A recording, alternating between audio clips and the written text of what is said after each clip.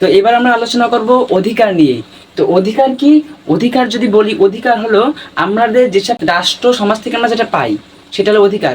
যদি সংজ্ঞা অনুযায়ী বলি তাহলে হবে অধিকার হলো সমাজ এবং রাষ্ট্র কর্তৃক স্বীকৃত, অর্থাৎ সমাজ এবং রাষ্ট্র স্বীকৃত দিতেছে এমন কিছু সুযোগ সুবিধা যেগুলো ভোগের মাধ্যমে আমাদের ব্যক্তিত্বের বিকাশ ঘটবে, আমাদের মনুষ্যত্বের বিকাশ ঘটবে, আমাদের জীবনযাত্রা সুন্দর হবে। তাহলে কি সমাজ এবং রাষ্ট্র কর্তৃক কি হওয়া লাগবে? সমাজ ও রাষ্ট্র কর্তৃক স্বীকৃত হওয়া লাগবে, সমাজ ও রাষ্ট্র কর্তৃক স্বীকৃত হওয়া লাগবে এই অধিকারগুলো। যেসব সুযোগ সুবিধা আমাদেরকে সমাজ এবং রাষ্ট্র প্রদান করে এইগুলো আমাদেরকে অধিকার। তো এই অধিকার, আরেকটা অধিকারের মূল লক্ষ্যটা কি? অধিকারের মূল লক্ষ্য হলো ব্যক্তির সর্বজনীন কল্যাণ সাধন। কি? কল্যাণ সাধন, কল্যাণ সাধন, মনে থাকবে? তো অধিকারের মূল লক্ষ্য কিন্তু কল্যাণ সাধন, আর স্বীকৃত হওয়া লাগবে কি? সমাজ ও রাষ্ট্র কর্তৃক। তো এবার অধিকারের একটা নাগরিকের অধিকার কয় ভাগে ভাগ করা যায়? দুই ভাগে। কয় ভাগে? দুই ভাগে। একটা হলো তার নৈতিক অধিকার আর একটা আইনগত অধিকার। তোমার দেখো, নৈতিক অধিকার মানে যদি আমি এক ভাষায় বলি, তোমার নীতি নৈতিকতা থেকে যেটা আসবে, যে ওই অধিকারটা তুমি যদি কেউ না দে তাহলে কোনো সমস্যা না, কিন্তু ওইটা তোমার তার বিবেকে বাঁধবে যে এটা তার দেওয়া উচিত। যেমন দেখো, নৈতিক অধিকার, দুর্বলের সাহায্য লাভের অধিকার। তুমি দুর্বল, তোমাকে রাস্তায় তুমি দুর্বল, হাঁটতে পারতেছো না বা রাস্তা পার হতে পারতেছো না, তোমাকে একজন রাস্তা পার করে দিচ্ছে। এটা কি সে যদি তোমার রাস্তা পার করে না দিত তার কোনো সমস্যা হতো? কিন্তু না, সে কেন সাহায্য করলো? কারণ সে তার তার বিবেক বলছে, তার মনুষ্যত্ব বলছে যে ওই লোকটাকে সাহায্য করা উচিত। তো মনুষ্যত্ব, মানবিক চেতনা থেকে যেসব অধিকার আসে সেইগুলো হলো আর কি নৈতিক অধিকার। তো নৈতিক অধিকার আছে দুর্বলের সাহায্য লাভের অধিকার, ঠিক আছে? আরো অনেক অধিকার আছে, তোমরা সেটা মনে মনে ভাববা। দুর্বলের সাহায্য লাভের অধিকার, তারপরে ভিক্ষুককে যে আমরা ভিক্ষা দান করলাম, ওই যে ভিক্ষুক ভিক্ষা পাচ্ছে, এই পাওয়ারটা তার অধিকার, ঠিক আছে? তো এইগুলো আমার অধিক অধিকার। আইনগত অধিকার কি? আইনগত অধিকার মানে কি? ওই সমাজ এবং রাষ্ট্র কর্তৃক স্বীকৃত রাষ্ট্র যেসব অধিকার তোমাকে প্রদান করবে, অর্থাৎ রাষ্ট্র থেকে তুমি যেসব অধিকার পাবা সেইগুলো হলো তোমার আইনগত অধিকার। এই আইনগত অধিকার যদি তোমাকে কেউ না দেয়, তোমার লঙ্ঘন হয়, তুমি তার বিরুদ্ধে মানে ব্যবস্থা নিতে পারবা। অর্থাৎ আইনগত অধিকার যদি কেউ তোমাকে না দেয়, তার তার সে আইনি শাস্তি পাবে, এরকম। তো আইনগত অধিকার কয় ভাগে ভাগ করেছি আমরা? তিন ভাগে। একটা হলো সামাজিক ভাবে, একটা রাজনৈতিক, একটা অর্থনৈতিক। তো ভাইয়া, এখানে আমি শর্টকাটে তোমাদের বোঝাই দিচ্ছি। দেখো, সামাজিক অধিকার অর্থাৎ সমাজ কর্তৃক যেগুলো স্বীকৃত আছে, যেমন দেখো সামাজিক অধিকার মধ্যে জীবন রক্ষার, তুমি তোমার জীবন রক্ষা করার অধিকার, অর্থাৎ তুমি চলতেছো, কেউ তোমাকে এসে মারতে পারবে না, বা কেউ তোমাকে এসে একটা থাপ্পড় মারতে পারবে না। কেন পারবে না? কারণ তোমার অধিকার আছে জীবন রক্ষা করা, তোমার জীবন রক্ষা করার একটা তোমার অধিকার আছে, এটা তোমার জীবন রক্ষার অধিকার, এটা কোন সামাজিক অধিকার। আর রাজনীতিক আরেকটা কি আছে? চলাফেরা, আমি চলাফেরা করবো স্বাধীনভাবে, আমার মতো আমি চলাফেরা করবো, কারোর ক্ষতি করবো না, এটা সামাজিক অধিকার। মত প্রকাশ, একটা সভা মিছিলে অথবা যে কোনো কিছুতে, তোমার পরিবারে হোক, সমাজে হোক, যেখানে হোক না কেন, তোমার যে নিজস্ব একটা মতামত আছে সেটা প্রকাশ করতে তুমি তুমি তোমার মতো প্রকাশ করবা, কেউ তোমাকে এতে হস্তক্ষেপ করতে পারবে না, কেউ তোমার করতে পারবে না। কোথায় গেল? কেউ তোমাকে তোমার কাজে হস্তক্ষেপ করতে পারবে না মতামতে। তারপরে আমাদের আছে কি? পরিবার গঠন। কি আছে? পরিবার গঠন। তুমি তোমার তুমি বিবাহ করে স্বামী সন্তান জন্ম দিয়ে তুমি তোমার মতো পরিবার গঠন করে থাকবা, তোমার নিজের জায়গার উপরে তুমি পরিবার গঠন করে থাকবা, কেউ তোমাকে বাধা দিতে পারবে না। এগুলো সামাজিক অধিকার। দেখবা কি, যে সামাজিক ভাবে যেসব কাজগুলো হয় এগুলো সামাজিক অধিকার। আর রাজনৈতিক অধিকার মনে রাখা একেবারে সহজ। রাজনীতির মধ্যে কি বুঝি আমরা? ভোট দেওয়া, ভোটাধিকার তোমার রাজনৈতিক অধিকার। আবার নির্বাচিত হয়, এখানে এখানে জম হয়ে গেছে অতিরিক্ত, এখানে ভোটাধিকার। রাজনীতি কি? ভোটাধিকার। তুমি ভোট দেওয়ার অধিকার তোমার আছে, এটা রাজনৈতিক অধিকার। নির্বাচিত করা, অর্থাৎ তুমি একজন মানুষের নির্বাচিত করবা, নির্বাচিত করা হবে না, নির্বাচিত হওয়া হবে। অর্থাৎ তুমি নির্বাচনে দাঁড়ায় তুমি এমপি হবা, অথবা তুমি চেয়ারম্যান হবা, মেম্বার হবা, তোমার এতে অধিকার আছে, এটা তোমার আইনগত অধিকার। আর কি? অভিযোগ করা, তুমি সরকারের কাছে বা কোনো প্রশাসনিক কর্মকর্তার কাছে তুমি অভিযোগ করতে পারবা, এটাও তোমার রাজনৈতিক অধিকার। ভাব, এই তিনটা দেখবা রাজনীতির সাথে জড়িত যেসব অধিকার, রাজনৈতিক অধিকার। অর্থনৈতিক অর্থাৎ টাকা পয়সার দিকে জড়িত যেসব অধিকার, সেটা অর্থনৈতিক অধিকার। আর বাদ বাকিগুলো সামাজিক অধিকার। তো অর্থনৈতিক অধিকার কি কি আছে আমার? যোগ্যতা অনুযায়ী কাজ করা, এটা টাকা পয়সার দিকে ধাবিত না, তুমি কাজ করে টাকা পয়সা পাবা। তোমার কাজ, অর্থনৈতিক এই যে কাজগুলো, মানে কাজের সাথে সম্পর্কিত যেগুলো হবে সেগুলো তোমার অর্থনৈতিক কাজ, অর্থনৈতিক অধিকার। তো তুমি যোগ্যতা অনুযায়ী কাজ করবা, এটা তোমার অর্থনৈতিক অধিকার।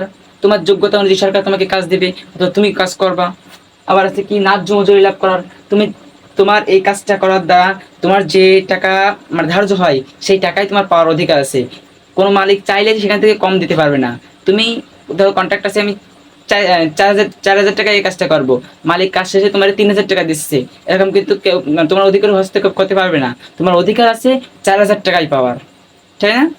তুমি দেখতেছো যে তুমি কাজ করতেছো, সাথে আর একজন কাজ করতেছে, দুজনে একই কাজ করতেছি, দুজনে একসাথে কাজ করলাম, সে পাচ্ছে 4,000 টাকা, তুমি পাচ্ছ 3,000 টাকা।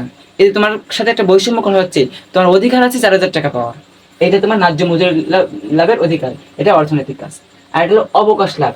এই অবকাশ লাভ মানে কিন্তু এমনি ছুটি, এমনি যে আমরা ফ্রি ফ্রি টাইম অবসর সময় কাটাই ওইটা না, কিন্তু এই অবকাশ লাভ মানে কি, তুমি যে কাজ করো ওই কাজে সাপ্তাহিক একটা ছুটির দিন থাকে না, থাকে, সাপ্তাহিক ছুটির দিন হতে পারে।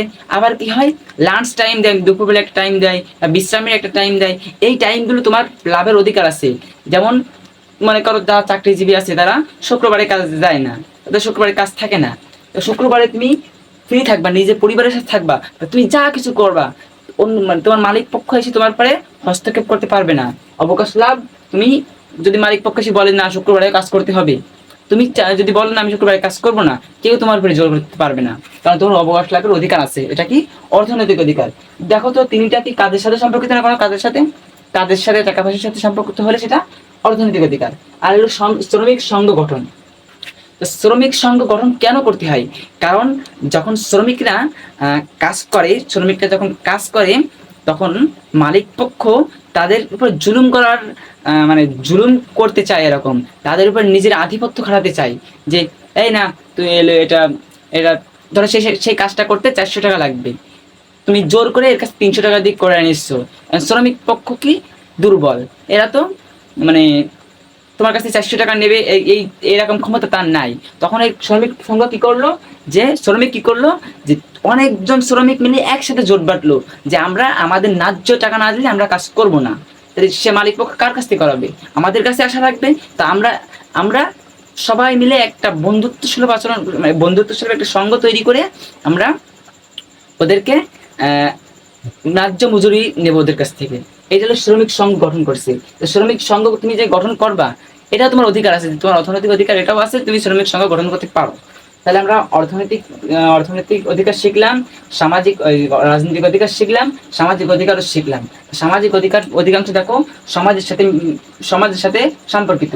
আর রাজনৈতিক অধিকার রাজনীতির সাথে, ভোটাধিকার, নির্বাচিত হওয়া, এখানে হওয়া হবে করা না কিন্তু, আর এখানে অভিযোগ করা। আর তোমার এই অর্থনৈতিক অধিকার বিভিন্ন কাজের সাথে সম্পর্কিত। এবার আরেকটা অধিকার আছে ভাই, তথ্য অধিকার। তো তথ্য অধিকার, এই তথ্য অধিকার মানে কি, তথ্য প্রাপ্তির অধিকার। তো যে কোনো তথ্য প্রাপ্তির অধিকার তোমার আছে। তুমি তুমি ধরো জন্ম নিবন্ধন কার্ড তৈরি করবা, জন্ম নিবন্ধন কার্ড তৈরি করতে কি কি কোর্স করতে হবে, কিভাবে পাবো, এই তথ্য নেওয়া লাগবে না? তো এই মানে যে কোনো ধরনের তথ্য তোমার পাওয়ার অধিকার আছে। এই তথ্য অধিকার আইনটা উত্থাপিত করা হয় 30শে মার্চ 2009 সালে। 2009 সালে 30শে মার্চ এই আইন, মানে এই অধিকারের যে খসড়াটা তোলা হয়, জাতীয় পরিষদে তোলা হয়। আর 5 এপ্রিল 2009 সালে এটা মানে কার্যকর হয়।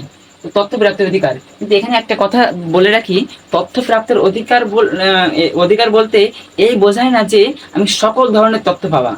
এখন তোমার কাছে একটা প্রশ্ন করি, এখন তুমি যদি স্থানীয় প্রশাসন বা কোনো জায়গায় গিয়ে প্রশ্ন করো বা তথ্য চাও যে আমাদের বাংলাদেশের সামরিক ঘাঁটিতে কি কি সামরিক ঘাঁটিতে কি কি অস্ত্র আছে, এইসব প্রশ্ন করলে সে কি তোমাকে এই প্রশ্নের উত্তর বলবে?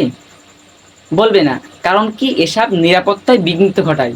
অর্থাৎ অর্থাৎ মালিক পক্ষ যে তোমারে তথ্য দিবে, ওই তথ্য যে দেবে, মনে করো কি এইটাই তোমার তথ্য দেবে, এইটা তোমার তথ্য দেবে, এই লোকটা তোমার তথ্য দেবে, এই লোকটা তোমার তথ্য দেবে, তুমি তথ্য নিবে, তাই না?